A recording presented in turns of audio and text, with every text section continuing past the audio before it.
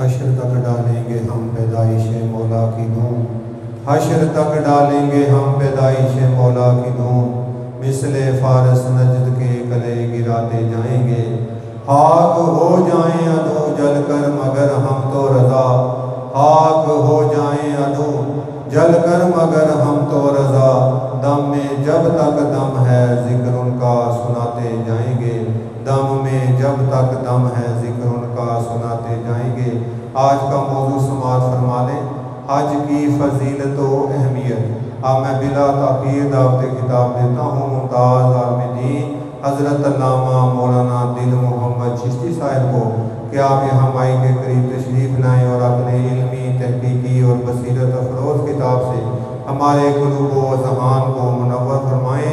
मुमताज़ आलम-ए-दीन हज़रत अल्लामा मौलाना दिल मोहम्मद चिश्ती साहब दामत बरकातहुमुल आलिया, सीनियर मुदर्रिस जामिया निज़ामिया रिज़विया लाहौर। बिस्मिल्लाहिर्रहमानिर्रहीम। अल्हम्दुलिल्लाहिल्लज़ी हदाना लिल इस्लाम व मन्ना अलैना बिहबीबिही सय्यिदिल अनाम व फ़रद अलैना अस्सलाता वज़्ज़काता वस्सौम व हज्ज बैतिहिल हराम वस्सलातु वस्सलाम अला मन अद्दल हज्ज बिअकमलिल इख़लास व अहसनिल इहसान सय्यिदिना व मौलाना मुहम्मदिन हादिल जिन्नि वल इंसी वल जान व अला आलिहि व अस्हाबिहिल्लज़ीना अफ़लहू व फ़ाज़ू बिल क़ुर्बति वल इकराम। अम्मा बाद फ़अऊज़ु बिल्लाहि मिनश शैतानिर रजीम। बिस्मिल्लाहिर रहमानिर रहीम। वलिल्लाहि अलन नासि हिज्जुल बैति मन इस्तताअ इलैहि सबीला व मन कफ़र फ़इन्नल्लाहा गनिय्युन अनिल आलमीन।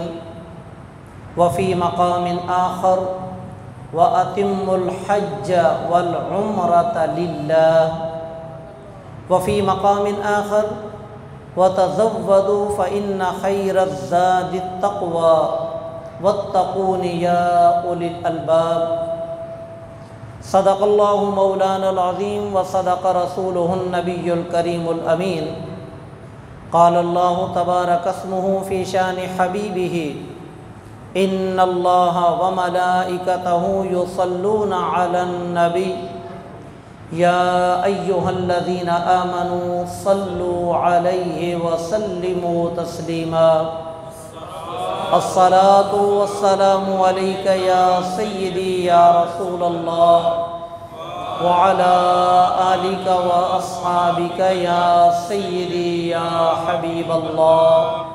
अस्सलातु वस्सलामु अलैका या सय्यदी या रसूलल्लाह व अला आलिका व अस्हाबिका या सय्यदी या हबीबल्लाह। अस्सलातु वस्सलामु अलैका या सय्यदी व सनदी या रहमतल लिल आलमीन व अला आलिका व अस्हाबिका या सय्यदी व सनदी या खातमल अंबिया वल मुरसलीन। मौलाया सल्लि व सल्लिम दाइमन अबदा अला हबीबिका खैरिल खल्क़ि कुल्लिहिम। हुवल हबीबुल्लज़ी तुरजा शफ़ाअतुहु लिकुल्लि हौलिन मिनल अहवालि मुक़्तहिमी मुनज़्ज़हुन अन शरीकिन फ़ी महासिनिही फ़जौहरुल हुस्नि फ़ीहि गैरु मुनक़सिमी। फ़हुवल्लज़ी तम्म मअनाहु व सूरतुहु सुम्मा इस्तफ़ाहु हबीबन बारिउन नसमी। मौलाया सल्लि व सल्लिम दाइमन अबदा अला हबीबिका खैरिल खल्क़ि कुल्लिहिम। खालिक़ कायनात की बारगाह में हम्दो शुक्र का नजराना पेश किया। बादहु महबूब कायनात महबूब रब्बे कायनात इमामुल अंबिया सरवरे अंबिया खातमुल मुरसलीन हबीब खुदा हबीब कायनात अहमद मुज्तबा जनाब मोहम्मद मुस्तफ़ा सल्लल्लाहु ताला अलैहि वसल्लम के दरबार गोहर बार में दरूद व सलाम का नजराना पेश करने के बाद सफ़ीर अफ़कार इमाम रब्बानी हुज़ूर सरवर मिल्लत सूफ़ी बासफ़ा सूफ़ी ग़ुलाम सरवर नक्शबंदी मुजद्ददी तग़म्मदहुल्लाहु तआला बिग़ुफ़रानिही व करमिही व फ़ज़लिही व इहसानिही आपके फैज़ान नज़र से 381वीं महफ़िल मीलाद मुस्तफ़ा महाना, जिसमें मैं और आप शिरकत की सआदत हासिल कर रहे हैं, आज की हमारी इस नशिस्त का उन्वान आपने समाअत फरमा लिया, हज की अहमियत व फ़जीलत। मेरी दुआ है कि खालिक कायनात इस मिशन को मज़ीद तरक्की और कामयाबियाँ नसीब फरमाए और जनाब साहबजादगान को आली हिम्मत और अज़्म समीम के साथ इस नेक राह पर कामयाबी से ता दमे आखिर गामज़न फरमाए। अल्लाह और उसके रसूल की ख़ास नज़र करम इस महफ़िल और महफ़िल में शुरका को शामिल हो और खालिक कायनात हम सब के गुनाह माफ़ फरमाए और हम सब को हरमैन शरीफैन की हाज़री बाअदब और हज की सूरत में बार बार नसीब फरमाए। अहबाब ज़ीवकार, नबी करीम सल्लल्लाहु तआला अलैहि वसल्लम ने अपने कलाम में तशबीहात और मिसालें देकर इस्लाम के बारे में, दीन के बारे में बड़े ख़ूबसूरत अंदाज में आपने हमें समझाया। जो हदीस शरीफ मैं आपके सामने बयान करना चाहता हूँ, इसका मतलब ये है कि आप अलैहिस्सलातु वस्सलाम इस्लाम को एक इमारत करार दे रहे हैं और हर इमारत के लिए सुतून का होना ज़रूरी है। सुतून के बग़ैर कोई भी इमारत खड़ी नहीं हो सकती, कोई भी इमारत कामयाब तरीके से अपनी बका को पा नहीं सकती। एक छत के लिए सुतून का होना ज़रूरी है। तो नबी करीम अलैहिस्सलातु वस्सलाम ने फरमाया, बुनियल इस्लामु अला खम्स, इस्लाम की बुनियाद 5 चीज़ों पर है। इन्हीं को हम इस्लाम के असासी और बुनियादी अरकान कहते हैं। इन्हीं के सादे लफ्ज़ों में अरकान खम्सा, इस्लाम के 5 अरकान कहा जाता है। अरकान रुकन की जमा है और रुकन का माना है सुतून। इसका मतलब ये हुआ कि इस्लाम की छत के 5 सुतून हैं। आप अलैहिस्सलातु वस्सलाम ने पहले सुतून को बयान करते हुए फरमाया, शहादत अल्ला इलाहा इल्लल्लाह व अन्ना मुहम्मदुर रसूलुल्लाह। पहला रुकन है शहादतैन, अल्लाह के वहदहू ला शरीक होने की समीम क़ल्ब से गवाही देना और इमामुल अंबिया सरवर अंबिया सल्लल्लाहु अलैहि वसल्लम की रिसालत को अपनी ज़ुबान से भी बयान करना और दिल से उसकी तस्दीक करना। दूसरा आपने फरमाया व इक़ामिस्सलाह, नमाज का पाबंद होना, नमाज को यूँ अदा करना जैसे अदा करने का हक़। व ईताइज़ ज़कात, और ज़कात अदा करना। व सौम रमज़ान, और रमज़ान शरीफ के रोज़े रखना। वल हज, और बैतुल्लाह शरीफ का हज करना। इन 5 चीज़ों को इस्लाम के अरकान करार दिया गया। गोया के मुसलमान होने के नाते इन 5 चीज़ों में से किसी एक को भी छोड़ दिया जाए या किसी भी एक चीज़ का इनकार कर दिया जाए तो अगर इनकार है तो बंदा काफिर, और अगर इनकार नहीं, सुस्ती है, तो फिर ईमान कामिल नहीं, इस्लाम कामिल नहीं। जिस तरह के मुस्नद अहमद में हज़रत उमारा बिन हिज़ाम रज़ियल्लाहु ताला अन्हु से रिवायत है कि हज़ूर अक़दस सल्लल्लाहु अलैहि वसल्लम ने इरशाद फरमाया कि अल्लाह अज़्ज़ा व जल ने इस्लाम में 4 चीज़ें फ़र्ज़ की हैं। जब हमने कलमा शरीफ पढ़ लिया, शहादतैन को हमने सर अंजाम दे दिया, इसके बाद 4 चीज़ें हमारे ऊपर फ़र्ज़ हैं। और फरमाया जो उनमें से 3 अदा करे वो उसे कुछ काम न देंगी जब तक कि पूरी चारों को अदा न करे। वाज़ेह फरमा दिया, 4 चीज़ें फ़र्ज़ हैं। कोई बंदा 3 की पाबंदी करे, 3 को पाबंदी से अदा करे और एक को वो तर्क कर दे, एक को वो छोड़ दे, फरमाया इन 3 की अदायगी भी उसे कोई फ़ायदा नहीं देगी, कोई काम नहीं देगी जब तक कि पूरी चारों अदा न की जाए। और फरमाया कि वो 4 चीज़ें नमाज है, ज़कात है, रोज़ा है और हज। इस हदीस शरीफ के अंदर आया हो गई ये बात कि अगर हम अपनी सुस्ती और कोताही की वजह से इन अरकान में से किसी एक अरकान की तरफ तवज्जो नहीं करेंगे तो फिर हमारा नमाज पढ़ना या बाकी इबादत करना उनका वो खातिर ख़्वाह फ़ायदा हमें नसीब नहीं होगा जो इन नमाज़ों का और इन इबादत का फ़ायदा मिलना चाहिए। इसी वजह से कि हम नमाज़ पढ़ते हैं, हमें यूँ महसूस होता है जैसे नमाज़ पढ़ी ही नहीं। माह रमज़ान शरीफ के रोज़े रखे, माह रमज़ान शरीफ के ख़त्म होने की देर हुई, पता ही नहीं कि हमारी ज़िंदगी में माह रमज़ान भी आया था या नहीं। वो तमाम नमाज और रोज़े के फ़यूज़ व बरक़ात हमारे सीने से धुल जाते हैं, निकल जाते हैं, क्योंकि उसकी वजह यह है कि उनको करार नहीं मिला, उनको अपना मस्कन और ठिकाना नहीं मिला। मस्कन और ठिकाना तब मिलता जब चारों अरकान को भरपूर तरीके से अदा करने का एहतमाम किया जाता है। ज़कात के लिए भी साहिब माल होना ज़रूरी है और हज के लिए भी साहिब इस्तिताअत होना ज़रूरी है। इंशाअल्लाह गुफ्तगू के दौरान हम हज की तारीफ़ और हज की शराइत हम पढ़ेंगे, फिर हम परखेंगे कि क्या इन शराइत पर हम पूरे उतर रही हैं। अगर पूरे उतर रही हैं तो हज का फ़रीज़ा हम पर आयद हो चुका है।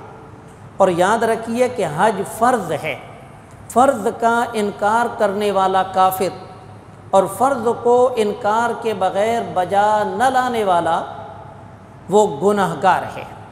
आयत मुबारका की तरफ ज़रा तवज्जो कीजिए। फरमाया वलिल्लाहि अलन्नासि हिज्जुल बैत मन इस्तताअ इलैहि सबीला वमन कफ़र फ़इन्नल्लाह गनिय्युन अनिल आलमीन, कि लोगों पर बैतुल्लाह शरीफ का हज करना फ़र्ज़ है, लेकिन वो शख्स हज की फ़र्ज़ियत पाता है कि जो उसकी तरफ पहुँचने की सलाहियत और ताकत रखता हो।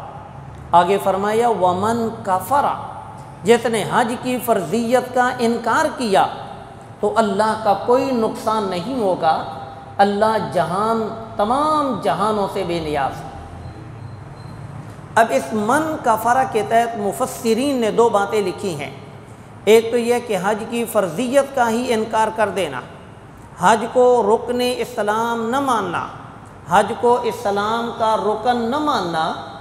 एक तो ये है कुफ्र का माना, और दूसरा कुफ्र का माना है कि हज फ़र्ज़ हो जाए लेकिन लैत लाल करना, सुस्ती कोताही करना और हज की अदायगी की तरफ तवज्जो न करना, ये अगरचे कुफ्र नहीं है लेकिन काफिरों का तरीका है। क्योंकि रसूल अल्लाह सल्लल्लाहु अलैहि वसल्लम ने फ़तेह मक्का के बाद हज़रत अबू बकर सिद्दीक़ रज़ियल्लाहु ताला अन्हु को 9 हिजरी में अमीर हज बनाकर रवाना किया। इस मौके पर चंद एक अहम ऐलान हुए। उनमें से एक ऐलान ये हुआ कि कोई भी मुशरिक बैतुल्लाह शरीफ में कदम न रखे। आइंदा मुशरिकों का हरम शरीफ में आना मना है, जिसका मतलब ये हुआ कि मुशरिक हज नहीं कर सकता। तो वमन कफ़रा का एक माना ये है कि हज फ़र्ज़ हो लेकिन इंसान हज अदा करने में कोताही करे, हज अदा करने की तरफ रग़बत अपने दिल में ना रखे। ये अगरचे कुफ्र नहीं है लेकिन ये काफिरों का काम है, ये अहले ईमान का काम नहीं। हज के हवाले से खालिक के कायनात की किस कदर रज़ा बंदों को नसीब होती है आप इसका अंदाज़ा नहीं लगा सकते। और हज के अंदर 2 चीज़ें हैं, एक अल्लाह ताला ने वक़्त भी मुकर्रर कर रखा है और दूसरा अल्लाह ने जगह भी मुकर्रर कर रखी है।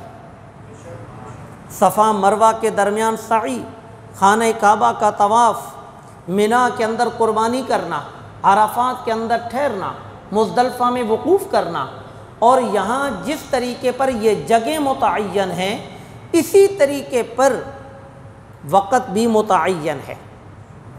जिस टाइम पे हमने मुज़दलिफ़ा में वक़ूफ़ करना है उस टाइम में पहुंचना ज़रूरी है। जिस टाइम में हमने अरफ़ात में पहुंचना है उसी टाइम के अंदर पहुंचना ज़रूरी है। वक़्त के अंदर तक़द्दुम व तअख़्ख़ुर हो गया तो हज का फ़रीज़ा अदा करने से रह गया। कभी हमने सोचा कि खालिक़ के कायनात ने ज़िंदगी में एक बार मुसलमानों पर हज फ़र्ज़ किया है और मुसलमानों की तादाद कितनी बड़ी है, फिर कितने दूर दराज अकनाफ में मुसलमान बसते हैं। अकल का तकाज़ा तो ये था कि हज के फ़रीज़े को आम कर दिया जाता, कोई जब चाहता हज का फ़रीज़ा अदा कर देता, क्योंकि मुज़दलिफ़ा भी है, मिना भी है, अरफ़ात भी है, सफ़ा मरवा भी है, खाना काबा भी है। जब जगह मौजूद हैं तो वक्त का तअय्युन करना ये तो लोगों को मुश्किलात में डालना है। जब किसी को वक़्त मिले, जब जिस महीने में लोगों के लिए आसानी हो, लोग हज के लिए निकल पड़ें और उन मकामात पर हाज़िरी देकर मख़सूस अफ़आल और कारनामों को सरअंजाम देकर फ़रीज़ा हज अदा करके बरी ज़िम्मा हो जाए। लेकिन आखिर क्या वजह है कि खालिक़ के कायनात ने वक़्त भी एक रखा, जगह भी मुतअय्यन फरमा दी हैं? उसकी वजह यह है कि अल्लाह रब्बुल इज़्ज़त मुसलमानों का एक बड़ा इज्तिमा दुनिया वालों को, फ़रिश्तों को, कायनात वालों को दिखाना चाहता है। क्योंकि फ़रिश्तों ने इंसान की तख्लीक पर एतराज़ करते हुए कहा था कि अतजअलु फ़ीहा मन युफ़सिदु फ़ीहा व यस्फ़िकु दिमा, ए परवरदिगार तू उसको अपना खलीफा ज़मीन में बना रहा है जो दंगा फसाद करेगा, खून बहाएगा।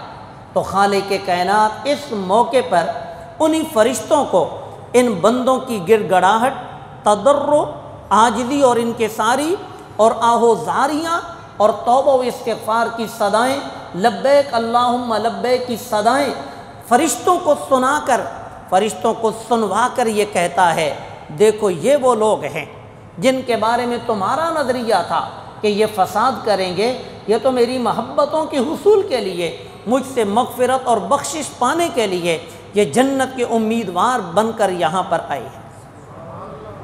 नबी करीम सल्लल्लाहु तआला अलैहि वसल्लम ने इरशाद फरमाया, ये मुस्नद बज़्ज़ार की हदीस शरीफ है कि अरफ़ा के दिन खालिक़ के कायनात इंतहाई करीब तर, बंदों के करीब तर होकर जलवा फरमाता है। अल्लाह के करीब होने से मुराद उसकी रहमत, उसका एहसान, उसका फ़ज़ल वहाँ के लोगों के इंतहाई करीब तर हो जाता है। फिर अल्लाह रब्बुल इज़्ज़त फ़रिश्तों के सामने फ़ख्र फरमाता है और फ़ख्र फरमाने के बाद फिर अल्लाह रब्बुल इज़्ज़त अपने बंदों से कहता है कि ए मेरे बंदो, तुम दूर दराज से यहाँ मेरी रहमत के तलबगार बनकर, जन्नत के उम्मीदवार बनकर, बख्शिश के चाहने वाले बनकर तुम आए हो। याद रखो, अगर तुम्हारे गुनाह रेत के ज़र्रों के बराबर हुए, बारिश के कतरों के बराबर हुए, 7 समंदरों की झागों के भी बराबर हुए, मैं फिर भी तुम्हारे गुनाह माफ़ कर दूँगा। और हाँ, मुझे बताइए कि अगर 4, 5, 10 लाख लगने से इंसान को एक नई ज़िंदगी नसीब हो, सारे गुनाह धुल जाएं, तो ये महंगा सौदा नहीं, ये आसान तरीन सौदा है। अगर हम ये देखें तो वहाँ पर मुसलमानों का रुख काबा शरीफ की तरफ है और काबे का रुख मदीना मुनव्वरा की तरफ है। आला हज़रत अलैहि रहमा फरमाती हैं, असल मुराद हाज़री उस पाक दर की है। ये एक महब्बत है, एक अक़ीदत है खाने काबा शरीफ के साथ और नबी करीम अलैहिस्सलातु वस्सलाम के रोज़ा अक़दस के साथ। अब काबा और रोज़ा, इन दोनों के साथ निस्बत या इन दोनों की निस्बत अल्लाह के महबूब बंदों के साथ है। काबे के साथ हमारा एक ख़ास ताल्लुक़ है कि इसको बिनाई इब्राहीमी कहा जाता है। हज़रत इब्राहीम अलैहिस्सलाम की आमद से कबल खाने काबा दुनिया से मिट चुका था, इसके नामो निशान तक बाकी नहीं रहे थे। जब हज़रत इब्राहीम अलैहिस्सलाम ने इस ज़ुल्मत कदा में तौहीद का चराग रोशन फरमाया, तो खालिक के कायनात की जानिब से हुक्म मिला और अल्लाह रब्बुल इज़्ज़त ने रहनुमाई फरमाई कि यहाँ इस घर को तलाश करो और इसको तामीर करो। चुनांचे अल्लाह रब्बुल इज़्ज़त के बताए तरीके से बाप और बेटा इस घर की बुनियादों को तलाश करने में कामयाब हुए और वहाँ इमारत चुनना शुरू कर दी। व इज़ यरफ़उ इब्राहीमुल क़वाइद मिनल बैत व इस्माईल, कि याद कीजिए वो वक्त जब सय्यदना इब्राहीम अलैहिस्सलाम और इस्माईल अलैहिस्सलाम काबा शरीफ की बुनियादों को बुलंद कर रहे थे। इसी बुलंद करने के दौरान जब वो इमारत मुकम्मल हो गई तो वहाँ एक तो आपने ऐलान फरमाया, रब्बुल आलमीन की बारगाह में दुआ की, रब्बना वबअस फ़ीहिम रसूला। लेकिन एक और बात कि वहाँ हुक्म मिला, व अज़्ज़िन फ़िन्नासि बिल हज यअतूका रिजालन व अला कुल्लि दामिर, कि ए जनाब इब्राहीम आप लोगों के अंदर ऐलान फरमा दो कि लोग हज करने के लिए आएँ। तो इस ऐलान को सुनकर लोग दूर दराज से, कोई पैदल चलने वाला होगा, कोई सवारियों पर सवार होकर यहाँ तेरे पास आएंगे। हज़रत इब्राहीम अलैहिस्सलाम ने अर्ज़ किया, परवरदिगार इधर तो कोई लोगों की आबादी नहीं, ऐलान करूँ तो कौन सुनेगा? फरमाया आवाज़ और सदा देना तुम्हारा काम है, आवाज़ पहुँचाना हमारा काम है। चुनांचे सय्यदना इब्राहीम अलैहिस्सलाम ने जब ये ऐलान फरमाया, जिनकी किस्मत में हज था वो अगर माँओं के पेटों में थे उन्होंने वहीं से लब्बैक कहा, और जो बापों की पुश्तों में थे उन्होंने भी लब्बैक अल्लाहुम्मा लब्बैक कहा। आलम अरवाह में जिनके मुक़द्दर में हज था उन्होंने भी लब्बैक अल्लाहुम्मा लब्बैक कहा। जिसने जितनी बार लब्बैक का कलिमा कहा इतनी बार खालिक के कायनात ने उसकी ज़िंदगी में हज को मुक़द्दर फरमा दिया, और क़यामत तक ये लोग वही सआदत हासिल करते रहेंगे जिन्होंने हज़रत इब्राहीम अलैहिस्सलाम की इस सदा पर लब्बैक अल्लाहुम्मा लब्बैक कहा था। अहबाब ज़ीवकार, अगर हम हज के अरकान और मनासिक को देखें तो ये तमाम तर हज़रत इब्राहीम अलैहिस्सलाम और आले इब्राहीम अलैहिस्सलाम की हमें एक यादगार मालूम होती है। गोया कि अल्लाह के प्यारों की यादगारें कायम करना हज इसका नाम है। हज है तो इबादत, लेकिन इहदिनस सिरातल मुस्तकीम की वाज़ेह मिसाल मौजूद है। सिरातल लज़ीना अनअमता अलैहिम, कि हम इनाम याफ्ता लोगों के रास्तों पर हज के दौरान बाकायदगी से चलते हैं। एक तो है ना कि नमाज उनके तरीके पर चलना है कि चलना, तो यहाँ पर चलना हमें जिस तरह उन्होंने तवाफ़ किया, जहाँ रमल किया हम उसी तरीके पर तवाफ़ करते हैं, उसी तरीके पर कदम बढ़ते हैं। जहाँ दौड़ लगी वहाँ पर दौड़ लगाते हैं, जहाँ तेज़ रफ्तार है वहाँ पर तेज़ रफ्तारी है, जहाँ बुलंद आवाज़ करना है वहाँ पर बुलंद आवाज़ है। तो ये हज हज़रत इब्राहीम अलैहिस्सलाम की एक यादगार है। अहबाब ज़ीवकार, कुछ हम पहले अहादीस मुबारका सुनते हैं ताकि हमारे दिल के अंदर रग़बत पैदा हो और खालिक के कायनात हम सब को हज बैतुल्लाह की सआदत पाने की तौफ़ीक अता फ़रमाए। कानून ये है कि इबादत का ज़ौक़ और शौक़ हो तो खालिक के कायनात असबाब पैदा फ़रमा देता है, और अगर इबादत का ज़ौक़ व शौक़ ना हो तो बने बनाए असबाब, पास पड़े हुए सब असबाब वो इंसान की नज़रों में असबाब नहीं होते। तरह तरह के बहाने इंसान तराश लेता है। अभी बेटियों की शादी करनी है, अभी बच्चों को कारोबार कराना है, अभी ये करना है, अभी वो करना है, अभी मकान बनाना है, अभी प्लॉट लेना है, अभी कारोबार करना है। तो ये सब कुछ होने के बावजूद इंसान हज नहीं कर सकता, लेकिन ज़ौक़ और शौक़ हो तो खालिक के कायनात पर्दे गैब से भी हज के असबाब पैदा फरमा देता है। नबी करीम सल्लल्लाहु ताला अलैहि वसल्लम के फ़रामीन आलीशान के मुताबिक हज पे जाने वाले लोग अल्लाह के मेहमान हैं।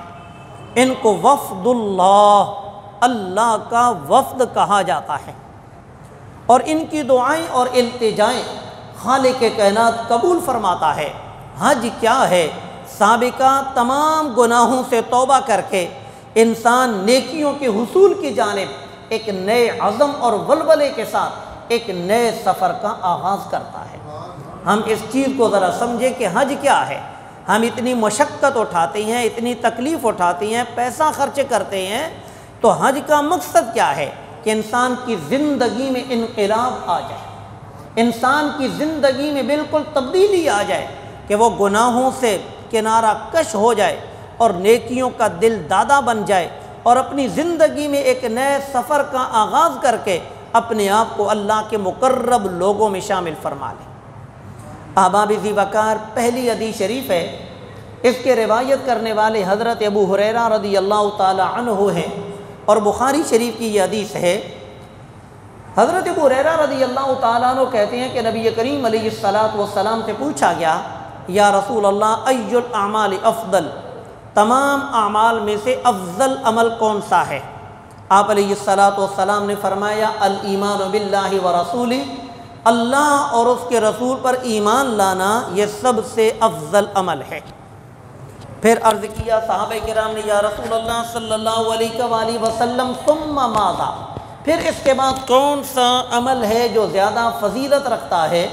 तो आप अलैहिस्सलातु वस्सलाम ने फरमाया, अल जिहादु फ़ी सबीलिल्लाह, दीन की सरबुलंदी के लिए अल्लाह के रास्ते में निकल जाना, जिहाद करना, ये इसके बाद अफ़ज़ल अमल है। फिर अर्ज़ किया गया, या रसूल अल्लाह सुम्मा माज़ा, फिर इसके बाद कौन सा अफ़ज़ल अमल है? तो आप अलैहिस्सलातु वस्सलाम ने फरमाया, हज्जुम मबरूर, वो हज जो अल्लाह की बारगाह में मकबूल हो, वो हज सबसे अफ़ज़ल अमल है। अभी ही चंद लम्हात के बाद हम पढ़ेंगे कि हज मबरूर किसे कहते हैं और इसकी क्या अलामात हैं। दूसरी हदीस शरीफ, इसको भी रिवायत करने वाले हज़रत सैयदना अबू हुरैरा रज़ियल्लाहु ताला अन्हु है कि नबी करीम अलैहिस्सलातु वस्सलाम ने फरमाया, मन हज्ज लिल्लाह, मन हज्ज लिल्लाह, जिसने अल्लाह की रज़ा के लिए हज किया। तो गोया के हज का तरीका बता दिया कि हज का तरीका अल्लाह की रज़ा है। ये एहराम, ये खुशबू लगाना और ये नंगे सर जाना और पाँव में इस तरह की ख़ास जूती पहनना, ये एक डिसिप्लिन है। असल चीज़ और मकसूद अल्लाह की रज़ा है। आज हमारे यहाँ ज़रा थोड़ी सी परेशानी है कि हम डिसिप्लिन तो बड़ा खूब बना लेते हैं, लेकिन अंदर हकीकत और सिर उसका नाम व निशान तक नहीं होता। जिस तरह के एक बुज़ुर्ग खाना खा रहे थे तो वहाँ पर एक दीवाना मजज़ूब आया और आकर कहने लगा, ए आलिम बताइए खाना खाने के आदाब क्या हैं? तो वो कहने लगे, खाना खाने के आदाब ये हैं कि इंसान खाना खाने से पहले अपने हाथ धो ले, कुली कर ले, एक घुटना खड़ा कर ले, एक घुटना बिछा दे और 3 उंगलियों से खाना खाए, दाईं हाथ से खाना खाए, छोटे छोटे लुक़मे तोड़े और उनको खाए और खूब चबा चबा कर खाए और खाने से पहले बिस्मिल्लाह पढ़े, खाने के दौरान भी अल्लाह का शुक्र अदा करे। उन्होंने कहा, तुम्हें खाने के आदाब नहीं पता और तुम इतने बड़े फ़कीह हो। वो बड़े हैरान हो गए और कहा, फिर तुम ही बता दो कि खाने के आदाब क्या हैं। उन्होंने कहा कि हलाल खाओ, जैसे चाहो खाओ। तो ये खाने का सबसे बड़ा अदब है कि हलाल। तो हज के अंदर भी मकसूद लिल्लाह, अल्लाह की रज़ा है। अगर अल्लाह की रज़ा नहीं पाई जाती तो वहाँ पर माँ भागना, दौड़ना, मशक्क़त उठाना, पैसे लगाना, ये ना सिर्फ़ के फ़ुज़ूल है बल्कि इंसान के लिए गुनाह का भी सबब है। फरमाया, मन हज्ज लिल्लाह, जिसने अल्लाह की रज़ा के लिए हज किया, फ़लम यरफ़स, और कोई गुनाह की बात न की, कोई बेहयाई और बेशर्मी का जुमला अपने मुँह से नहीं निकाला, वलम यफ़सुक, और कोई फ़िस्क़ व फ़ुजूर का काम भी इर्तिकाब नहीं किया, रजा का यौमिन वलदत उम्मुहु, यूँ हज अदा करने वाला हज से फ़ारिग़ होकर जब घर की तरफ लौटेगा तो यूँ मालूम होगा जिस तरह कि आज ही उसकी माँ ने उसको जन्म दिया है। ये हज इसी को कहते हैं हज मबरूर, कि इंसान के गुनाह यूँ धुल जाएं जिस तरह के बदन पर गुनाह हो ही ना। अब यहाँ पर कयौमिन वलदत उम्मुहु, इसका मतलब है कि उसके गुनाह तहरीर किए गए, जो फरिश्तों ने भी तहरीर किए गए थे, उनका नामो निशान तक बाकी नहीं रहता, उनको मिटा दिया जाता। और मिटाना अल्लाह की शान है, यमहुल्लाहु मा यशा, अल्लाह जो चीज़ चाहता है उसको मिटा देता है। तीसरी हदीस, हज़रत अबू हुरैरा रज़ियल्लाहु ताला अन्हु इसके रावी हैं कि नबी करीम अलैहिस्सलातु वस्सलाम ने फरमाया, अल उम्रतु इलल उम्रति कफ़्फ़ारतुन लिमा बैनहुमा वल हज्जुल मबरूर लैसा लहू जज़ाउन इल्लल जन्नह। फरमाया एक उम्रा करने के बाद जब दूसरा उम्रा अदा किया जाता है तो दोनों उम्रों के दरमियान जितने भी गुनाह हैं ये दूसरा उम्रा उन गुनाहों का कफ़ारा बन जाता है, वो गुनाह मिट जाते हैं, वो गुनाह ख़त्म हो जाते हैं। और फरमाया जो हज मबरूर है लैसा लहू जज़ाउन इल्लल जन्नह, उसकी जज़ा फ़कत और फ़कत जन्नत है। और जन्नत क्या है? अल्लाह की रज़ा का महल है। जन्नत में वही जाएगा जिससे खुदा और खुदा का रसूल राज़ी होगा। तो गोया कि हज के ज़रिए अल्लाह की रज़ा पाई जाती है, मुस्तफ़ा करीम अलैहिस्सलातु वस्सलाम का कुर्ब हासिल किया जाता है और जन्नत में जाना हमारे लिए ज़रूरी है। क्योंकि हज़रत क़अक़ा से पूछा गया कि जन्नत की कोई ऐसी नेमत बताओ जिसकी वजह से जन्नत का शौक़ हमारे दिल में पैदा हो और हम जन्नत के हुसूल के लिए भरपूर काविश करें। तो आपने फरमाया कि वहाँ फ़ीहा रसूलुल्लाह सल्लल्लाहु अलैहि वसल्लम, जन्नत में अल्लाह के महबूब अलैहिस्सलातु वस्सलाम हो। तो लिहाजा जिसको अल्लाह के महबूब से मुलाकात का शौक़ है वो जन्नत में जाए। और जन्नत में जाने के लिए हज करना पड़ता है, नमाज़ पढ़नी पड़ती है, रोज़े रखने पड़ती हैं, अल्लाह और उसके रसूल की इताअत और फरमाबरदारी करनी पड़ती है। यही वो रास्ता है जिसको सिरात मुस्तकीम कहा जाता है, जिस पर चलने वाला खुदा का भी कुर्ब पाता है और मुस्तफ़ा करीम अलैहिस्सलातु वस्सलाम की रिफ़ाकत भी उसे नसीब होती है। कभी हमने महसूस किया कि जब हम बैतुल्लाह शरीफ में कदम रखते हैं तो ऐलान क्या होता है? फरमाया मन दखल अल बैत दखल फ़ी हसना व खरज मिन सय्यआ मग़फ़ूरुन लहा। फरमाया जिसने मेरे घर में अपना कदम रखा वो नेकी के बाग में अपना कदम रखने वाला हो गया, वो नेकियों के बागात में दाखिल हो गया। और जिस शख्स और जो बैतुल्लाह शरीफ में दाखिल हुआ वो नेकियों के बागात में दाखिल तो हुआ, व खरज मिन सय्यआ, और बुराई की तमाम वादियों से वो निकल गया। मग़फ़ूरुन लह, पहला कदम रखने के साथ ही उसके तमाम गुनाहों को माफ़ कर दिया जाता। और हाजी की इज़्ज़त व एहतराम के हवाले से नबी करीम अलैहिस्सलातु वस्सलाम ने बड़ी खूबसूरत नसीहत और वसीयत हमें इरशाद फरमाई। फरमाया इज़ा लक़ीत अल हाज फ़सल्लिम अलैहि वसाफ़िहु वमुरहु अन यस्तग़फ़िर लका क़ब्ल अन यदख़ुल बैतह फ़इन्नहु मग़फ़ूरुन लह। ये मुस्नद अहमद बिन हम्बल की हदीस शरीफ है। फरमाया कि जब तुम्हारी मुलाकात हाजी से हो, अब इसका मतलब है कि हाजियों का काफ़िला जब वापस आए तो फिर हमें चाहिए कि हम उन हाजियों के काफ़िले से जाकर मुलाकात करें, उनसे मिलें, क्योंकि वो अल्लाह का वफ़द है, वो अल्लाह की बारगाह से होकर आया। उसका इस्तकबाल करना और उस वफ़द को मिलना, ये हमारे प्यारे नबी सल्लल्लाहु अलैहि वसल्लम की तालीम व तरबियत है। फरमाया कि जब हाजी लोगों से तुम मिलो तो उन्हें सलाम करो और उनके हाथ में हाथ देकर मुसाफ़हा करो और फिर उनसे इल्तिजा करो कि वो तुम्हारे लिए बख्शिश की दुआ करें। अभी वो अपने घर में कदम ना रखें, पहले उनके साथ ये सलूक करो कि उनको घर में दाखिल होने से पहले उनसे दुआ के लिए कहो कि वो तुम्हारे लिए बख्शिश की दुआ करें, क्योंकि दुआ उसी की कबूल होती है जिसके बदन पर गुनाह ना हो। फरमाया फ़इन्नहु मग़फ़ूरुन लह, हाजी से इसलिए दुआ करो कि उसके गुनाह माफ़ कर दिए गए। और बसा औक़ात इंसान हज के लिए निकलता है या हज की दरख्वास्त दी होती है, लेकिन वो हज पे जा नहीं पाता, शदीद बीमार हो जाता है और कई लोग तो हज से पहले ही फौत हो जाते हैं। इनको भी नबी करीम अलैहिस्सलातु वस्सलाम ने बशारत सुना दी। फरमाया मन खरज हाजा, ये हदीस शरीफ में जानबूझकर इसलिए आपके सामने बयान करना चाहता हूँ कि हमारे यहाँ अगर कोई ऐसी सूरत हाल बन जाए कि हज की दरख्वास्त दी थी, हज का टिकट भी ख़रीद लिया, हज पे जाने के लिए जहाज़ का टिकट भी ख़रीद लिया, बीमार हो गया, नहीं जा सका, तो हमारे लोग कहते हैं माअज़ल्लाह, वो जुमले ज़ुबान पर लाने की गुंजाइश नहीं। तो नबी करीम अलैहिस्सलातु वस्सलाम की हदीस शरीफ याद रखें, मन खरज हाजन औ मुअतमिरन औ गाज़ियन सुम्मा मात फ़ी तरीक़िही कतबल्लाहु लहू अजरल गाज़ी वल हाज वल मुअतमिर।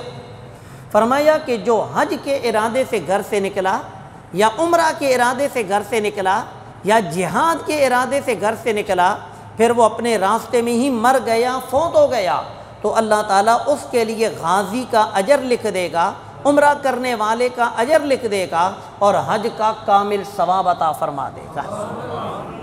बल्कि कुछ उलमा ये फरमाते हैं कि हज मबरूर की एक अलामत ये भी है कि सफ़र के दौरान कोई मुसीबत लाहिक हो जाए, चाहे वो माली हो या बदनी हो, इस मुसीबत का लायक होना यह भी हज मबरूर और मकबूल की अलामत है। अहबाब-ए वक़ार, नबी करीम अलैहिस्सलातु वस्सलाम ने हमें इस इबादत को बार बार करने का इरशाद फरमाया। आपने फरमाया ताबिउ बैनल हज वल उमरा, बार बार हज व उमरा करो। अगरचे हज ज़िंदगी में एक बार फ़र्ज़ है और उमरा तो फ़र्ज़ ही नहीं है, सिवाय इसके कि जब हज के सफ़र पे जाया जाए उसके लिए भी चंद एक शराइत है। फरमाया कि तुम हज और उमरा में तकरार करो। आज लोग फ़क्र की वजह से हज नहीं करते कि हज पे जाएंगे तो ये अखराजात उधर हो जाएंगे, तो फिर बच्चों का क्या बनेगा, कारोबार का सिस्टम कैसे चलेगा। तो नबी करीम अलैहिस्सलातु वस्सलाम ने फरमाया ताबिउ बैनल हज वल उमरा फ़इन्नहुमा यनफ़ियानिल फ़क्र वज़्ज़ुनूब। फरमाया पे दर पे हज और उमरा करो, क्योंकि हज और उमरा फ़क्र को भी ख़त्म कर देता है और गुनाहों को भी दूर कर देता है। यानी हज के ज़रिए फ़क्र फ़ाक़ा से भी निजात मिलती है। फरमाया कमा यनफ़िल कीर ख़बसल हदीद वज़्ज़हब वल फ़िद्दा। फरमाया ये यूँ ही है जिस तरह के भट्ठी आग को जब तपा कर और आग को गर्म किया जाए और वहाँ पर आग जब खूब गर्म हो जाए और वहाँ पर लोहे को रखा जाता है तो लोहे का मैल धुल जाता है, चांदी का मैल धुल जाता है, सोने का मैल धुल जाता है। फरमाया हज भी तुम्हारे गुनाहों को यूं ही तुमसे दूर कर देता है। और फरमाया वलैसा लिल हज्जतिल मबरूरति सवाबुन इल्लल जन्ना, हज मबरूरा का सवाब फ़कत जन्नत है, अल्लाह की रज़ा है। अहबाब-ए वक़ार, ये चंद एक अहादीस थी, बल्कि एक और मज़ेदार हदीस शरीफ आप सुने कि नबी करीम अलैहिस्सलातु वस्सलाम ने फरमाया मा मिन मुस्लिमिन युलब्बी इल्ला लब्बा मन अन यमीनिही औ अन शिमालिही मिन हजरिन औ शजरिन औ मदरिन हत्ता तनक़तिअल अर्दु मिन हाहुना व हाहुना। आप अलैहिस्सलातु वस्सलाम ने फरमाया कोई भी बंदे मुस्लिम जब लब्बैक अल्लाहुम्मा लब्बैक लब्बैक ला शरीक लक लब्बैक इन्नल हम्दा वन निअमता लक वल मुल्क ला शरीक लक, जब इन कलिमात का विर्द करता है, जब इन कलिमात को अपनी ज़ुबान से अदा करता है, वो अकेला तलबिया कहने वाला नहीं होता। उसकी दाईं जानिब जितनी भी चीज़ें हैं और बाईं जानिब जितनी भी कायनात है, मिन हजरिन कोई पत्थर है, और शजरिन या दरख्त है, और मदरिन या मिट्टी का ढीला है, वो सब उसके साथ मिलकर लब्बैक अल्लाहुम्मा लब्बैक कहते हैं। और फरमाया कि उसके इस तलबिया के साथ जब ये ज़मीन के लोग शरीक होते हैं तो हत्ता तनक़तिअल अर्दु मिन हाहुना इला हाहुना, हत्ता के मशरिक़ से लेकर मग़रिब, मग़रिब से लेकर मशरिक़, शुमाल से लेकर जुनूब, जुनूब से लेकर शुमाल तक पूरी रूए ज़मीन पर तलबिया की आवाज़ गूंज पड़ती है। लेकिन इसको ख़ास लोग ही सुना करते हैं, हर एक को सुनाई नहीं देता। जिस तरह की हर शय पाकी बयान करती है, जिस तरह के साहबे किराम कहते हैं कि हम खाने के दौरान खाने की तस्बीहात सुनते थे, आज भी वो खाना है और उसकी तस्बीहात भी हैं, लेकिन हम बहरे हैं, हम नाबीने हैं, हमें वो अल्लाह रब्बुल इज़्ज़त के कुदरत के मख्फी करिश्मे नज़र नहीं आते। अभी हम ये थोड़ी सी गुफ्तगू इस हवाले से करना चाहते हैं कि हज की तारीफ़ क्या है। कि हज के हवाले से फतावा शामी के अंदर ये तारीफ़ की गई है कि हज का लफ्ज़ अरबी ज़ुबान का लफ्ज़ है, इसका माना है अज़मत वाली शय का इरादा करना। हज भी कहते हैं, हिज भी कहते हैं। कुरान मजीद के अंदर हिज्जुल बैत का लफ्ज़ इस्तेमाल हुआ, जिसका मतलब है कि हिज और हज इसका माना है अज़मत वाली शय का इरादा करना। तो जो काबा को अज़मत हासिल है वो लफ्ज़ हज से ही वाज़ेह है। तो गोया के खाने काबा जो कि पत्थरों का मजमूआ है, उसको एक अज़मत हासिल है, शरफ़ हासिल है, और उस अज़मत वाले घर का इरादा करना, इसका नाम हज है। और हज की शरई लिहाज से तारीफ़ क्या है? ज़ियारत व मकानिन, एक जगह की ज़ियारत करनी है। आप ज़रा थोड़ी सी मेरे साथ मोहब्बत भरे अंदाज में सुने तो हज की शरई तारीफ़ क्या है? ज़ियारत व मकानिन, एक जगह की ज़ियारत करनी है। इससे पता चला सब जगह एक जैसी नहीं है। ज़ियारत व मकानिन, एक जगह की क्या करनी है? ज़ियारत करनी है। और ज़ियारत भी करनी है फ़ी ज़मनिन मख़सूसिन, मख़सूस वक़्त में। हज तभी अदा होगा जब उस मख़सूस वक़्त में वहाँ के नज़ारे देखे जाएंगे और मुशाहदात किए जाएंगे बिफ़िअलिन मख़सूसिन, और उसका एक ख़ास अमली तरीक़ाकार है। हर तरीके पर आप हज नहीं कर सकते। हज का वही तरीका है जो अल्लाह रब्बुल इज़्ज़त ने अपने प्यारे नबी सल्लल्लाहु अलैहि वसल्लम को बताया, और नबी करीम अलैहिस्सलातु वस्सलाम ने 10 हिजरी में बाकायदा हज्जतुल वदा करके एक बहुत बड़ी सहाबा किराम की जमात लेकर आपने बार बार ऐलान फरमाया कि मुझसे अरकान हज सीख लो, मुझसे अरकान हज सीख लो, मुझसे अरकान हज सीख लो। हो सकता है आइंदा साल मेरी और तुम्हारी यहाँ मुलाकात ना हो। गोया के हज का जो तरीक़ाकार है वो रसूलुल्लाह सल्लल्लाहु अलैहि वसल्लम का बताया हुआ तरीक़ाकार है, और सरकार ने जो बताया उनको खुदा ने बताया। तो ये हमारा आफाकी दीन है। ये घर में बैठकर मुकन्नना कमेटी ने इसका तरीक़ाकार वज़ा नहीं किया, इसका तरीक़ा खुदा और खुदा के रसूल ने वज़ा फरमाया है। अहबाब ज़ी वक़ार, हज के लिए पहली शर्त है मुसलमान होना। हज के लिए पहली शर्त है मुसलमान होना, और दूसरी शर्त है आकिलो बालिग होना। अगर बच्चा अपनी ज़िंदगी में हज करता है तो वो हज तो अदा हो जाएगा, लेकिन हज फ़र्ज़ अदा नहीं होगा। आकिलो बालिग होना, और तीसरी शर्त है आज़ाद होना। अल्हम्दुलिल्लाह इस वक्त सारी दुनिया के मुसलमान आज़ाद हैं। और चौथी जो शर्त है उसको समझना है कि हमारी हाजात असलिया, जो हमारी वो ज़रूरियात हैं जिनके बग़ैर हमारी ज़िंदगी की गुज़रान या तो मुमकिन ही नहीं, या मुमकिन तो है लेकिन मुश्किल, उन हाजात असलिया। और इसी तरह जो हमने लोगों को पैसे देने हैं, कर्ज़ हैं, देन हैं, इनके अलावा इंसान इतने माल का मालिक हो जिससे बाआसानी बैतुल्लाह शरीफ तक पहुँच सके, और दौरान क़ियाम अपने ख़र्च को भी बर्दाश्त करके वापस आ सके। पहली इस बात को ज़रा देखिए कि हमारे बहुत से लोग परेशान हो जाते हैं, हज बहुत महंगा हो गया। ठीक है, ऐसा नहीं करना चाहिए था, बल्कि इबादत के अंदर तो लोगों को आसानी देनी चाहिए। लेकिन बहरकैफ अगर ऐसा हो गया तो ये मेरे और आपके बस में नहीं।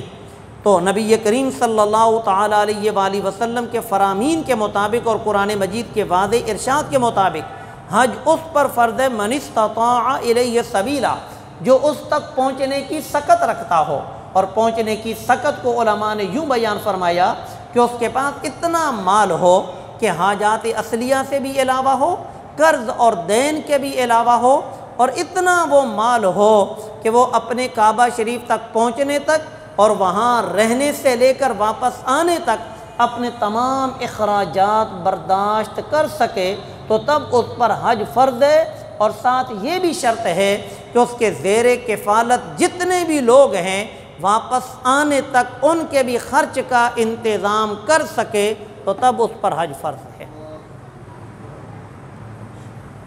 यमन के कुछ लोग हज के लिए जब आते तो उनके यहाँ तरीक़ाकार ये होता कि वो अपने साथ ज़्यादा सफ़र न लिया करते और कहते हमने अल्लाह पर तवक्कुल किया, अल्लाह पर भरोसा किया। तो नबी करीम अलैहिस्सलातु वस्सलाम ने उनको मना फरमाया और कुरान मजीद के अंदर उनको हुक्म दिया गया वतज़व्वदू, ज़्यादा सफ़र लेकर चलो, दूसरों पर बोझ न बनो। तवक्कुल इस चीज़ का नाम नहीं कि असबाब को ही ना अपनाओ, तवक्कुल इस चीज़ का नाम है असबाब को अपनाकर भरोसा उन असबाब के मौसर होने पर अपने रब पर करो। अल्लाह का हुक्म होगा तो वो असबाब हमारे काम आएंगे, और अगर अल्लाह का इज़्न हुक्म ना हो तो पड़े पड़े असबाब भी बेकार हो जाते हैं। तो ये तो था हज की इस्तिलाही तारीफ़ और हज की शराइत। अब जिस शख्स पर हज फ़र्ज़ हो जाए तो इमाम आज़म अबू हनीफ़ा अलैहि रहमा के मुताबिक उसको चाहिए कि वो फ़ौरन उसी साल हज के लिए निकल पड़े। अगर वो ताख़ीर करेगा तो ताख़ीर की वजह से भी गुनाहगार होगा। इमाम शाफ़िई अलैहि रहमा ये फरमाते हैं ताख़ीर की वजह से वो गुनाहगार तो नहीं होगा, लेकिन अलबत्ता अगर हज अदा किए बग़ैर वो मर गया तो वो कब्र के अंदर मुअज़्ज़ब और गुनाहगार होगा, उसको सज़ा दी जाएगी और वो गुनाहगार होगा। हमारे उलमा फरमाते, इमाम शाफ़िई अलैहि रहमा भी फरमाते हैं कि भाई उस पर लाजिम है कि मरने से पहले ये वसीयत करके जाए कि मेरी तरफ से हज करना, या फिर उसके वरासा उसकी जानिब से अपने तौर पर उसकी तरफ से हज कर लें या किसी को हज करा दें। यानी हज इतना अहम रुकन है कि यहाँ मर भी जाए तो इंसान से ये साकित नहीं होता। इसको हज बदल कहते हैं। तो हज जब ज़िंदगी में फ़र्ज़ हो जाए तो उसमें ताख़ीर करना गुनाह है। अब यहाँ पर हज में ताख़ीर की सूरतें जो हमारे यहाँ बयान की जाती हैं वो मैं ज़िम्नन 2-3 मरतबा ज़िक्र कर चुका हूँ कि वो बहाने कि जिनको बहाना ही कहा जा सकता है वो शरई अहकाम नहीं। मसलन बेटियों को जहेज़ के ट्रक भर कर देना शरई हुक्म नहीं, बेटों को कारोबार करा के देना ये शरई हुक्म नहीं, वहाँ पर एक मकान बन गया एक और मकान बनाना ये शरई हुक्म नहीं। जब ज़रूरियात और हाजात असलिया हमारी पूरी हो रही हैं इसके बाद हम पर अहम फ़रीज़ा वमा खलक़्तुल जिन्न वल इंसा इल्ला लियअबुदून, हम दुनिया को आबाद करने नहीं आए, हम अल्लाह की इबादत के लिए तख्लीक़ किए गए। इबादत हमारा मकसद है, हमारा हदफ है, लिहाजा हर वो चीज़ जो हमारी इबादत में रुकावट बने उस रुकावट को दूर करना हम पर लाजिम है। आइए ज़रा चंद एक बातें सुनते हैं। हज मबरूर किसे कहते हैं?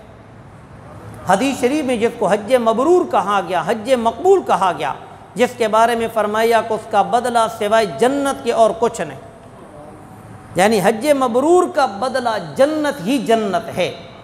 तो हज मबरूर किसे कहते हैं? हज मबरूर के हवाले से जो उलमा ने तहरीर फरमाया मैंने उसका खुलासा आपके सामने बयान करता हूँ। हमारे उलमा फरमाते हैं, फ़ुक़हा फरमाते हैं, ऐसा हज जो इखलास और लिल्लाहियत से मामूर हो और उसमें अल्लाह की रज़ा मतलूब हो, फ़ख्र मुबाहात, रिया व शोहरत व सुमआ और रियाकारी और नमूद का शैबा तक उसमें न पाया जाए। और दूसरी बात यह कि हलाल माल उसमें ख़र्च किया जाए, सफ़र के दौरान नमाज़ों की पाबंदी की जाए, ज़िक्र व तिलावत नवाफिल और दरूद शरीफ का भरपूर एहतमाम किया जाए, अपने रुफ़क़ाए हज की खिदमत की जाए, उनके साथ हुस्न सलूक से उनके साथ बर्ताव किया जाए अच्छा, और उनकी तकालीफ पर सब्र किया जाए। सफ़र के दौरान घर से निकलने से लेकर घर में वापस आने तक इस पूरे सफ़र में किसी से झगड़ा न किया जाए, फ़िस्क़ व फ़ुजूर का कोई काम न किया जाए, बेहयाई और बेशर्मी की कोई बात और तरह तरह के कोई भी जो गुनाह है उसका इर्तिकाब न किया जाए। इसका नाम है हज मबरूर। यहाँ तनकीद के एतबार से अगर देखा जाए तो हमारे बहुत से हाजी लोग हज के दौरान भी अपनी नमाज मुकम्मल नहीं पढ़ते। अहबाब, हज अगर करना है तो हज मबरूर कीजिए, हज मकबूल कीजिए, मेहनत भी बंदा उठाए, पैसा भी लगाए और अजर व सवाब न मिले, जन्नत में न जा सके तो ये खसारा है, ये नुकसान है। बाज़ आले इल्म ने यह भी बयान फरमाया कि हज मबरूर की निशानी ये है कि हज के बाद हाजी बदला हुआ नज़र आए, और उसके बदलने की कैफियत क्या होनी चाहिए कि उसको गुनाहों से नफ़रत हो और नेकियों की रग़बत हो, अच्छे अखलाक और किरदार का मालिक बन जाए और उसके लहजे में नरमी आ जाए और लोगों को नफ़ा देने वाला बन जाए। अस्तग़फ़िरुल्लाह, हमारे यहाँ हाजी का लफ्ज़ लोगों को लूटने का एक ज़रिया बना दिया गया है। अहबाब ज़ी वक़ार, नबी करीम अलैहिस्सलातु वस्सलाम ने फरमाया खैरुन्नास अनफ़उ लिन्नास। हज़रत इमाम हसन बसरी रहमतुल्लाह अलैह ने बड़ी खूबसूरत बात ज़िक्र की कि हाजी जब दुनिया से बेरग़बत हो जाए और आखिरत की रग़बत उसमें पैदा हो जाए तो ये इस बात की अलामत है कि उसका हज मबरूर और मकबूल था। हज करने के बाद दुनिया की तरफ रग़बत नहीं, सिर्फ़ और सिर्फ आखिरत की रग़बत उसके दिल में है, तो ये इस बात की अलामत है कि अल्लाह रब्बुल इज़्ज़त ने उसको हज मकबूल और मबरूर की सआदत अता फरमाई। और कुछ उलमा ने यह लिखा कि सफ़र के दौरान जितनी मशक्क़त आपको उठानी पड़े, कभी बीमार हो गए, कभी थक गए, कभी मुसाफिर जो साथ हैं उनकी वजह से कोई परेशानी लाहिक हो गई, सफ़र के दौरान जिस कदर तुम्हें मुसीबतें हासिल होंगी, इन मुसीबतों का हासिल होना हज मबरूर की अलामत है, बशर्ते कि इंसान उन मुसीबतों पर सब्र करने वाला बने। बल्कि एक हदीस शरीफ में आता है कि नबी करीम अलैहिस्सलातु वस्सलाम ने तकलीफ़ के हवाले से, मैं ज़रा ये ज़िक्र कर देता हूँ कि हम तकलीफ़ के हवाले से बहुत नाशुक्रियाँ अपनी ज़ुबान पर ले आते हैं। नबी करीम सल्लल्लाहु ताला अलैहि वसल्लम ने सहाबा किराम से फ़रमाया, मेरे सहाबा क्या तुम ये पसंद करते हो कि तुम हमेशा सेहतमंद रहो और कभी कोई तकलीफ़ और रंजो अलम तुम्हें न पहुँचे? उन्होंने अर्ज़ किया, या रसूल अल्लाह, हम में से कौन है ऐसा जो इसको पसंद न करे? हर शख्स ही हम में से ये पसंद करता है वो सेहतमंद हो, रंजो अलम से पाक उसकी ज़िंदगी हो। आपने फरमाया कि तुम उस गधे की तरह बनना चाहते हो कि जो अपने मुंह से लोगों को काटे, यानी मतलब कि तुम्हारा ये पसंदीदा अमल मुझे पसंद नहीं। फरमाया क्या तुम ऐसे नहीं बनना चाहते कि तुम साहिब कफ़ारात हो, साहिब आलाम हो, साहिब तकालीफ़ हो, साहिब अज़ियतें हो, कि तुम्हें तकलीफ़ें पहुँचें, तुम्हें बीमारियाँ पहुँचें, तुम्हें अज़ियतें पहुँचें और उसके नतीजे में तुम्हें सब्र की तौफ़ीक मिले और तुम्हारे गुनाह मिट जाएं। और फरमाया कि जितना बंदे मोमिन को अल्लाह तकलीफ़ इसलिए पहुँचाता है कि वो बंदा अल्लाह के यहाँ मुकर्रम और महबूब होता है। लिहाजा सफ़र के दौरान इन तकालीफ़ को फूल समझा जाए, इन कांटों को वहाँ पर पत्तियाँ समझा जाए और इनको चुन चुन कर अपनी जेब में डाला जाए, यह तो हज मबरूर और हज मकबूल की अलामात है। अब इसी वक्त टाइम भी बड़ा मुख्तसर है और मैं चंद एक बातें और भी करना चाहता हूँ। हम ये देखिए कि इस्लाम हमारे इज्तिमा को पसंद करता है और हमें इज्तिमा की रग़बत भी देता है। एक अभी हमारा इज्तिमा है, हम दिन और रात में 5 मरतबा हम मर्द लोग एक मस्जिद में जमा होते हैं। ये हमारा एक छोटा सा इज्तिमा है और बाजमात नमाज पढ़ने का सवाब नमाज का ज़्यादा है अकेले नमाज पढ़ने से। बाजमात नमाज पढ़ने का सवाब ज़्यादा क्यों है? इसलिए कि जब हम बाजमात नमाज पढ़ते हैं, एक तो हमारे दिल से दूसरों की नफ़रत ख़त्म हो जाती है, दूसरों को देखने का और उनके साथ मिलने जुलने का मौका मिलता है और इस मौके से हम एक दूसरे की पहचान हासिल करते हैं और एक दूसरे के काम आते हैं। ये है इज्तिमा का मकसद। लेकिन अफसोस इस बात का कि हम जिस मस्जिद में इकट्ठे होकर नमाज़ पढ़ते हैं वो नमाजी हज़रात एक एक साल इकट्ठा नमाज़ पढ़ने के बावजूद सारी ज़िंदगी एक दूसरे से बेखबर रहते। ये उलमा ने किताबों में लिखा है कि असर की नमाज के बाद मुसाफ़हा करना मुस्तहब है, फ़जर की नमाज के बाद मुसाफ़हा करना मुस्तहब है। फ़जर की नमाज के बाद इसलिए ताकि मालूम किया जाए कि रात आपकी कैसी गुजरी, और असर के वक़्त चूँकि कारोबार का एंड हो गया, ये वक़्त था, तो इस मौके पर भी वहाँ पर हाल अहवाल एक दूसरे से हाथ मिलाकर पूछे जाएं। ये इज्तिमा का मकसद है। इससे बड़ा एक इज्तिमा जुमा के रोज़ होता है, वहाँ पर भी यही मकसद है कि हम लोगों से मेल जोल रखें। यार आज हमारा मेल जोल ख़त्म हो चुका है। आप एक हदीस शरीफ सुने कि नबी करीम अलैहिस्सलातु वस्सलाम ने फरमाया, एक वो बंदा मोमिन है जो तन्हाई इख्तियार करता है और एक वो बंदा मोमिन है जो लोगों की अंजुमन में बैठता है और लोगों से तकलीफ़ें उठाता है और उन तकलीफ़ों को बर्दाश्त करता है, सब्र करता है। फरमाया ये मोमिन उस मोमिन से बेहतर है जो तन्हा किसी कोने में लग कर बैठा हुआ है। हम आपस में एक दूसरे के साथ मेल जोल रखें। हम ये कहते हैं कि मुझसे कोई फ़ायदा क्यों उठाए, नबी करीम अलैहिस्सलाम ने फरमाया खैरुन्नास अनफ़उ लिन्नास, तुम में से सबसे बेहतरीन शख्स वो है जो लोगों को सबसे ज़्यादा नफ़ा फराम करने वाला हो। बल्कि ख़ुद रसूल अल्लाह सल्लल्लाहु अलैहि वसल्लम अपने सहाबा किराम से कहा करते थे कि तुम मेरी बारगाह में लोगों की सिफारिशें पेश किया करो, कि किसी का कोई काम है वो ख़ुद अपनी हाजत मुझसे नहीं कह सकता, तो तुम उसके शफ़ी बनकर मेरी बारगाह में उसकी सिफारिश करो, तुम्हें भी अजर व सवाब मिलेगा। अहबाब ज़ी वक़ार, इन इज्तिमाआत का ये फ़ायदा, इससे बड़ा एक इज्तिमा ईद के मौके पर होता है। और इन इज्तिमाओं की खुसूसियत क्या है कि नबी करीम अलैहिस्सलाम ने फरमाया जहाँ पर 40 बंदे मोमिन जमा हो जाते हैं उनमें से एक ज़रूर अल्लाह का वली होता है।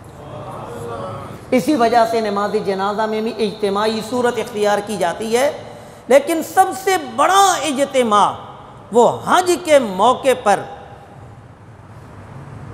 जो दुनिया को नज़र आता है, ये कायनात के अंदर कहीं भी इतना बड़ा इज्तिमा इंसानियत का नहीं होता। और नबी करीम अलैहिस्सलाम ने 9 हिजरी में हज़रत अबू बकर सिद्दीक़ रज़ी अल्लाह तआला अन्हु को अमीर हज बनाकर रवाना किया। 10 हिजरी में आप अलैहिस्सलाम ने ख़ुद हज फरमाया। अब एक सवाल है कि 9 हिजरी में आप अलैहिस्सलाम ख़ुद अमीर हज बनकर आप हज करने के लिए जाते, आपने 10 हिजरी में हज क्यों फरमाया? उसका एक बहुत बड़ा मकसद था और उस मकसद के हवाले से ऐलान भी किया गया। हज़रत अबू बकर सिद्दीक़ ने ऐलान किया, बल्कि तमाम सहाबा किराम को ये हुक्म दे दिया गया था कि लोगों तक ये पैगाम पहुँचा दो कि आइंदा साल 10 हिजरी में रसूल अकरम सल्लल्लाहु अलैहि वसल्लम हज अदा फरमाएंगे। चुनाचे जब जिन जिन लोगों को पता चला, कसम बखुदा जिन लोगों से मदीना मुनव्वरा आना आसान था वो मदीना मुनव्वरा आ गए। वहाँ पर एक खैमा बस्ती और खैमा बस्तियों का एक शहर आबाद हुआ नज़र आया। और जो लोग मदीना मुनव्वरा में न पहुँच सके वो मक्का और मदीना के राहों पर अपने खैमे लगाकर रसूलुल्लाह सल्लल्लाहु अलैहि वसल्लम की इंतज़ार में बैठ गए। आप अलैहिस्सलातु वस्सलाम 1 लाख से ज़्यादा सहाबाई किराम का क्राउड लेकर आप हज अदा करने के लिए तशरीफ़ ले गए। इससे पता चला कि जितने लोग ज़्यादा जमा हों इतनी ही रसूलुल्लाह सल्लल्लाहु अलैहि वसल्लम को खुशी और राहत नसीब होती है। तो ये दुनिया को जमा करना बड़ा मुश्किल काम है। एक और बात आपने देखी होगी कि हम मस्जिद में जब हम जमा होते हैं तो वहाँ पर सफ़ें बिछी हुई हैं, हम कैसे एक दूसरे के करीब करीब होकर खड़े हो जाते हैं। कोई जगह खाली हो तो हम वहाँ दरमियान में खड़े हो जाते हैं और खड़े होने पर हमें कोई रोकता नहीं या कोई मना नहीं करता। लेकिन आप स्कूल जिन लोगों के हैं या जो स्कूल पढ़ाते हैं या मदारिस में हैं, बच्चों की सफ़ें सुबह असम्बली में बनाई जाती हैं, बल्कि फ़ौज के अंदर भी सफ़ों को तरतीब दिया जाता है, लेकिन वहाँ पर सख्त कड़ी निगरानी करनी पड़ती है। अगर ये खारजा पॉलिसी ना हो तो वहाँ पर स्कूल और फ़ौज की सफ़ें दुरुस्त तरीके पर न बने। आखिर मस्जिद में ये सफ़ें दुरुस्त तरीके पर क्यों बन रही हैं? यहाँ दाखिला पॉलिसी काम कर रही है और वो है हमारा अक़ीदा। हम ये समझते हैं कि जितनी हमारी सफ़ सीधी होगी इतना ही अल्लाह रब्बुल इज़्ज़त की करम नवाजी का मैं मुस्तहिक़ हूँगा, जितना दरमियान में से खला पुर किया जाएगा इतना ही मुझे अजर व सवाब मिलेगा। हज के मौके पर भी आप ये देखें हर तरह के लोग जमा होते हैं और मुख्तलिफ़ इलाक़ों से आने वाले लोगों की बोलियाँ मुख्तलिफ़, उनका रहन सहन मुख्तलिफ़, उनके तौर तरीके मुख्तलिफ़, उनकी आदात और अतवार मुख्तलिफ़। इंसान को एक दूसरे से बर्दाश्त करने का जो मौका वहाँ पर मिलता है वो किसी और क्राउड में नहीं मिलता। और इस बर्दाश्त पर सब्र वो करता है। क्यों कि अल्लाह ने इरशाद फरमाया फ़मन फ़रद फ़ीहिन्नल हज्ज फ़ला रफ़सा वला फ़ुसूक़ा वला जिदाल फ़िल हज। जब हज तुम पर फ़र्ज़ हो जाए और हज की अदायगी के लिए निकल पड़ो फिर झगड़ना नहीं है। अगरचे वहाँ पर भी खादिमीन लगाए जाते हैं, फोर्स लगाई जाती है, लेकिन इस क्राउड को जो इकट्ठा करने वाली चीज़ है और मुनज़्ज़म रखने वाली चीज़ है वो हमारा अक़ीदा है, वो हमारा अक़ीदा है। इस अक़ीदे का होना ज़रूरी है। ये अक़ीदा तौहीद और रिसालत है जो मुसलमानों को एक स्टेज पर जमा कर रहा है। अहबाब ज़ी वक़ार, इस इज्तिमा के जो फ़वाइद हैं मैं उसकी एक झलक आपके सामने पेश करना चाहता हूँ। इस इज्तिमा मरकज़ियत, इसका हमें एक जो फ़ायदा आज हमारे हाथों में है कि मैं आपको अहादीस सुना रहा हूँ, फ़िक़्ह की बातें बता रहा हूँ, दीन इस्लाम की बातें बता रहा हूँ, जबकि सहाबा किराम रिज़वानुल्लाह अलैहिम अजमाइन रसूलुल्लाह सल्लल्लाहु अलैहि वसल्लम के विसाल के बाद दूर दराज अकनाफ़ आलम के अंदर बिखर गए। अभी भी आप देखें तो सहाबा किराम की सब की कब्रें मदीना शरीफ में नहीं, कोई फ़लस्तीन में है, कोई कुस्तुनतुनिया में है, कोई इस्तांबुल में है, कोई अफ़गानिस्तान में है। तो ये सहाबा किराम दीन की तबलीग के लिए मुंतशिर हो गए, फैल गए। अब यहाँ हज का जब मौका आता तो तमाम सहाबा किराम और उलमा, ताबिईन, फ़ुक़हा, मुहद्दिसीन, मुफस्सिरीन, वो सारे के सारे हज के मौके पर जमा हो जाते। हज के अरकान से फ़ुर्सत पाने के बाद दरसगाह इब्राहीमी में हल्के लग जाते। यहाँ का इल्म उधर जा रहा होता था, उधर का इल्म इधर मुंतकिल हो रहा होता था, और यहाँ का मुहद्दिस वहाँ के मुहद्दिस को बता रहा होता था, वहाँ का मुहद्दिस यहाँ के मुहद्दिस को। अबू हुरैरा के शागिर्द अब्दुल्ला बिन अब्बास के शागिर्दों से फ़ैज़ हासिल कर रहे होते थे, और अब्दुल्ला बिन अब्बास के शागिर्द अबू हुरैरा के शागिर्दों से फ़ैज़ पा रहे होते थे। इसी का नतीजा निकला कि हमें बुखारी मिली, हमें मुस्लिम शरीफ मिली, हमें इब्ने माजा मिली, हमें जामे तिरमिज़ी मिली। ये हदीस का और इल्म का जो बड़ा ज़ख़ीरा हमें मिला, ये रिवायात जमा करने का एक ज़रिया हज था। इस हज के मौके पर हमारे लोग जमा हो जाते और इल्म एक दूसरे का दूसरे तक पहुंचा दिया जाता, जिसके नतीजे में एक इल्मी ज़ख़ीरा हमारे सामने जमा हो जाता। आज अफसोस इस बात का कि एक तो ये बात भी ख़त्म हो चुकी है, और दूसरा हज के मौके पर तमाम हुक्मरानों को बुलाया जाता। अमीरुल मोमिनीन तमाम हुक्मरानों को बुलाते और वहाँ पर हाकिमों की एक कॉन्फ्रेंस होती, उनके मसाइल सुने जाते और उनके बारे में उनके इलाके की आवाम से पूछा जाता। इसी वजह से हज़रत उमर फ़ारूक रज़ी अल्लाह ताला अन्हु इस रिपोर्ट पर जब मुतमईन न हुए तो आपने अपने आखिरी साल इरशाद फरमाया था, दुआ की थी कि अगर मैं ज़िंदा रहा तो आइंदा साल मैं एक साल फ़लाँ मुल्क में जाऊँगा, एक साल फ़लाँ मुल्क में रहूँगा, एक साल फ़लाँ मुल्क में रहूँगा, ताकि मैं अपनी आँखों से लोगों के अहवाल से ख़बर पाऊँ और फिर मैं लोगों के मसाइल हल करूँ। अब अफसोस इस बात का, हज़रत अब्दुल्ला बिन उमर रज़ी अल्लाह ताला अन्हुमा ने जब हज का खुतबा दिया तो आपने दज्जाल के फितने से भी लोगों को डराया। अब इससे पता ये चला कि यहाँ पर आने वाले फितनों से आगाही करना ये हज के मरकज़ियत में से एक बात ये भी शामिल है। इस वक़्त उम्मत को जो दरपेश मसाइल हैं और चैलेंज हैं, इनका वहाँ ज़िक्र करना और इनका फिर हल तलाश करना, ये हज के एक मरकज़ियत का हिस्सा है। लेकिन अफसोस इस बात का कि सऊदी हुकूमत इस अपने मकसद को भूल चुकी है। इस हज की वजह से सऊदिया को, अरब को, हिजाज़ मुक़द्दस को तमाम मुसलमानों पर बरतरी हासिल है। जब उनको हम पर बरतरी हासिल है तो तमाम मुसलमानों के मसाइल का हल भी उनकी ज़िम्मेदारी है। आपने देखा होगा कि हज के मौके पर अगर कोई शाम या फ़लस्तीन के मज़लूम मुसलमानों के हक़ में कोई ख़तीब आवाज़ उठाए तो उसको खुतबे से रोक दिया जाता है। तो हज के अंदर इस इज्तिमा का मकसद ये था कि हम अपने मसाइल का हल निकालते, हमारे हुक्मरान आपस में मिलकर बैठते, उलमा आपस में मिलकर बैठते, हर तबका के लोग आपस में मिलकर बैठते, ताकि हमारी शनाख्त होती और हम इन्नमल मुमिनून इख्वतुन फ़अस्लिहू बैन अख़वैकुम, कि तुम तमाम मुसलमान आपस में भाई भाई हो और तुम्हारे जिन भाइयों के दरमियान कोई नाराज़गी है तो तुम इस इज्तिमा के मौका पर उस नाराज़गी को सुलह में बदलो। लेकिन ये सब वो चीज़ें हैं कि जो आज हज के मकासद से हज को इन मकासद से खाली कर दिया गया है। अब सिर्फ जाना और आना, और हमारे कुछ लोग जो हुक्मरान हैं जो सरकारी ख़र्च पर हज के लिए जाते हैं, वो सिर्फ अरकान की अदायगी के वक़्त तक वहाँ नज़र आते हैं, न उससे पहले न उसके बाद। तो वहाँ नशिस्त कैसी होगी, बैठना कैसे होगा? उम्मत के मसाइल का हल इसी क्राउड में, इसी इज्तिमा में निकल सकता है। लेकिन ये इज्तिमा इस मकसद से अब पूरी तरीके पर खाली हो चुका है। हम अफसोस के सिवा और क्या कर सकते हैं? ये हमारे हुक्मरानों की गलत पॉलिसियाँ हैं कि उनका आपस में मेल जोल नहीं। इस हज के मौके पर ये इज्तिमा जब बनता, हमारी आवाम भी आपस में जिस तरह मिलती है, इसी तरह ये ज़िम्मेदारान भी आपस में मिलते और इस उम्मत के मसाइल का हल निकालते। आज हर शख्स दरीद दहन हो चुका है। कोई जब जिसका जी चाहता है वो मुअज़्ज़ब शख्सियात के बारे में या अंबिया किराम के हवाले से या औलिया के हवाले से या सहाबा के हवाले से या शायर इस्लाम के हवाले से बेहूदगियाँ बक देता है। इसका ठोस हल उसी इज्तिमा में एक करारदाद की शक्ल में पेश किया जाए और फिर उस करारदाद को तमाम इस्लामी ममालिक पास करके दुनिया के अंदर अपना कानून बना सकते हैं।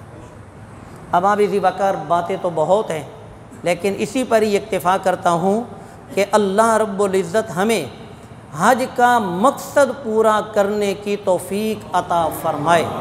और हज के अंदर सिर्फ़ उस डिसिप्लिन का नाम हज नहीं है, बल्कि हज बातिन का भी हज है। इसी वजह से क़ल्बुल मुमिन अर्शुल्लाह। हज़रत जुनैद बगदादी रहमतुल्लाह अलैह फरमाते हैं कि नबी करीम अलैहिस्सलातु वस्सलाम ने हज़रत उमर रज़ियल्लाहु ताला अन्हो को नसीहत फरमाई थी कि तुम खाने काबा का गरचे तवाफ़ करो, लेकिन एक घर तुम्हारे दिल के अंदर भी है, उसका भी ज़रा तवाफ़ कर लेना। वो क्या है कि क़ल्बुल मुमिन अर्शुल्लाह, के बंदे मोमिन का दिल अल्लाह का अर्श है।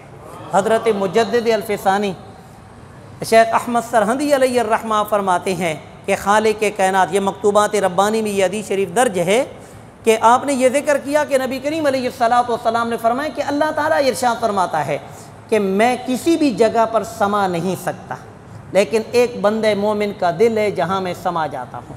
समाने से मुराद वहाँ पर मैं अपनी रहमतों को भर देता हूँ और अपना फ़ज़ल व करम का मरकज़ उसको बना देता हूँ। हमें इसका भी ख़याल करना चाहिए। अल्लाह करीम अपने प्यारे नबी सल्लल्लाहु अलैहि वसल्लम के तोफ़ैल हमें हज की सआदत बार बार नसीब फरमाए, उम्रा की सआदत नसीब फरमाए। और सबसे हज वो आला हज़रत अलैहिर्रहमा ने फरमाया ना कि भाई वो खाना काबा का जो मीज़ाब रहमत है, परनाला है, वो एक निशान है। वो हाजियों को एक ऐलान करके बता रहा है कि अब उधर जाना है। कितनी खूबसूरत नाती, हाजियों आओ शहनशाह का रोज़ा देखो, काबा तो देख चुके अब काबे का। जब हम गुनाह धुलवा कर अल्लाह की बारगाह से मग़फ़िरत का लिबास पहनकर हम जब रसूलुल्लाह सल्लल्लाहु अलैहि वसल्लम की बारगाह में जाएं, तो इसकी मिसाल मैं यूँ बयान करता हूँ, जिस तरह के माँ बच्चों को नहलाती है, प्यारे कपड़े पहनाती है, फिर कहती है जा पापा से मिल ले, पापा से प्यार ले ले, पापा की गोदी में जाकर बैठ। तो इसी तरह खाने काबा के अंदर तवाफ़, सई, ये इबादत, हजर अस्वद, ये उसका बोसा लेना, इस्तिलाम करना, ये सब हमारे गुनाहों को धो देते हैं।